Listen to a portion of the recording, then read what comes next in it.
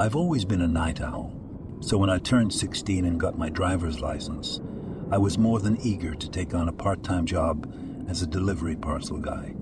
It seemed like an easy gig, just driving around town and dropping off packages.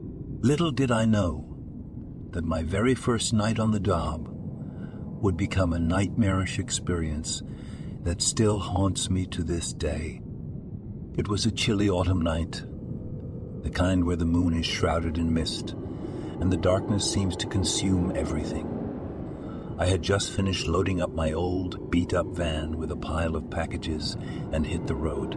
My boss had given me the address for a remote house on the outskirts of town.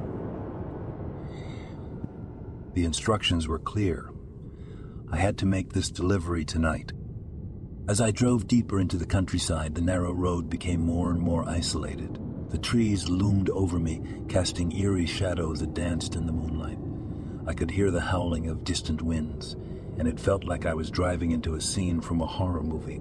My heart began to race as I realized I was truly alone on this desolate road. The GPS led me to a decrepit old house, barely visible beneath a thick canopy of trees. The place looked like it had been abandoned for decades, with boarded-up windows and an overgrown, tangled garden. I hesitated but checked the address on the package. It matched. I had no choice but to get out and deliver the package. I approached the front door, feeling my footsteps echo in the dead silence. I rang the doorbell, but there was no response. I could feel a sense of dread washing over me, but I couldn't just leave the package on the doorstep, so I decided to knock. A cold shiver ran down my spine as I heard the faint sound of footsteps from inside the house. The door creaked open slowly, revealing a dimly lit, dusty interior.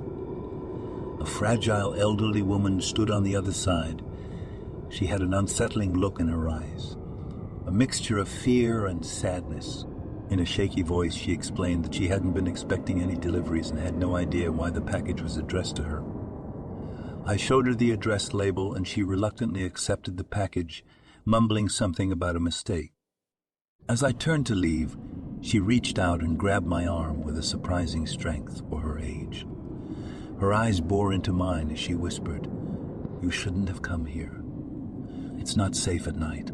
Her cryptic words sent a chill down my spine, but I managed to free myself from her grip and hastily made my way back to the van.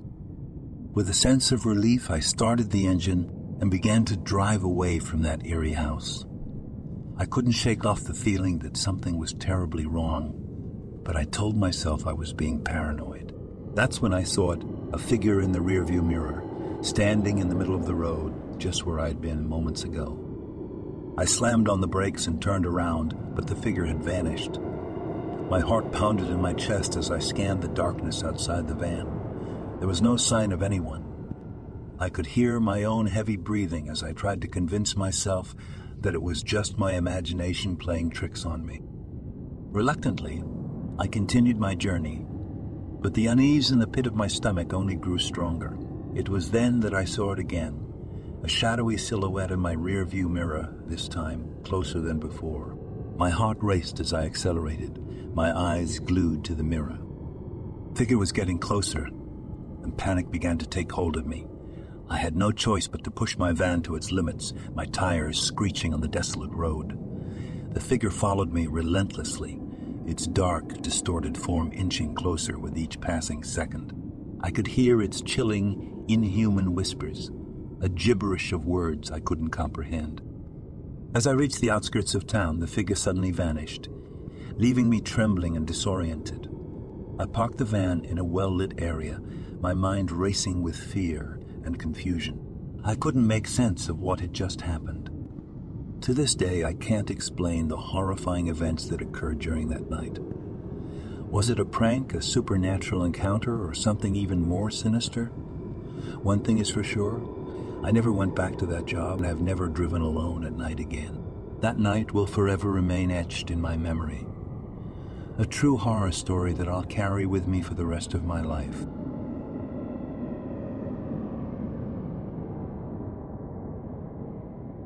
I was 18 years old, fresh out of high school. and I had a part-time job as a delivery parcel worker to help pay my way through college. The job paid well, but it came with a terrifying caveat. I often had to drive alone at night, delivering packages to remote locations that seemed to be worlds away from civilization. The scariest experience of my life happened one fateful night as I navigated a desolate highway. It was a pitch black night, and the moon was nowhere to be seen. The only source of light was the dim glow of my truck's headlights as they cut through the inky darkness. The road ahead stretched out like an endless tunnel, flanked by thick, looming trees that whispered secrets to the wind. I had always been told that the highway I was on had a sinister reputation, but being young and naive, I didn't pay it much heed. I was carrying a package to a small, obscure cabin nestled deep in the woods. As I followed the jeeps, I couldn't shake the feeling that I was venturing into the unknown. The trees on either side of the road seemed to close in on me, and the silence was deafening. I turned up the radio to break the eerie stillness, but it only added to the tension. The DJ's voice crackled through the speakers, creating an unsettling ambience. As I drove deeper into the forest, a thick fog began to settle on the road, making visibility almost non-existent. I squinted through the windshield, straining to see anything in the dense mist. My grip on the steering wheel tightened and my heart raced with every passing mile. It was at this point that the GPS suddenly cut out. Panic set in as I realized I had no idea where I was or how to reach my destination. The battery in my phone was dead, and I had no choice but to continue driving blind. The fog seemed to grow denser with every passing moment. My headlights illuminated only a few feet ahead, casting eerie shadows that danced on the sides of the road. Suddenly, I saw a figure in the distance, standing in the middle of the road. My heart leaped into my throat as I slammed on the brakes, causing the tires to screech and the truck to swerve dangerously. I came to a halt just a few feet from the mysterious figure. The person in front of me was a woman, disheveled and drenched in rain. Her eyes were hollow and filled with a haunting despair. She raised her hand, signaling for me to stop. Fear coursed through my veins as I hesitated, my mind racing with thoughts of potential danger. But something in her expression seemed desperate, and against my better judgment, I rolled down the window. "Please, you have to help me," she whispered, her voice trembling. "I've been stranded out here for hours and I don't know what to do. I just need a ride to the nearest town." My instincts told me to drive away, but I couldn't leave her there in the middle of nowhere. I unlocked the passenger door, and she climbed into the truck, her wet clothes leaving a damp mark on the seat. As we continued down the road, she told me her story. She claimed her car had broken down a few miles back, and she had been walking for what felt like an eternity, trying to find help. Her words seemed genuine, and I felt a pang of sympathy for her. However, my unease never fully dissipated. The fog lifted, and the trees thinned out as we approached a small, decrepit gas station on the side of the road. I offered to drop her off there, but she refused. Instead, she asked me to drive her to an even more remote location deep in the woods. My gut churned with unease, and I realized that this was not the destination I had in mind. I had no idea where I was, and the forest around us seemed impenetrable. We arrived at the designated spot, and she thanked me for the ride. As she stepped out of the truck, she turned to me, her eyes colder and more sinister than before. "You were never meant to leave this place," she hissed, and then she vanished into the darkness. Fear consumed me as I realized the gravity of the situation.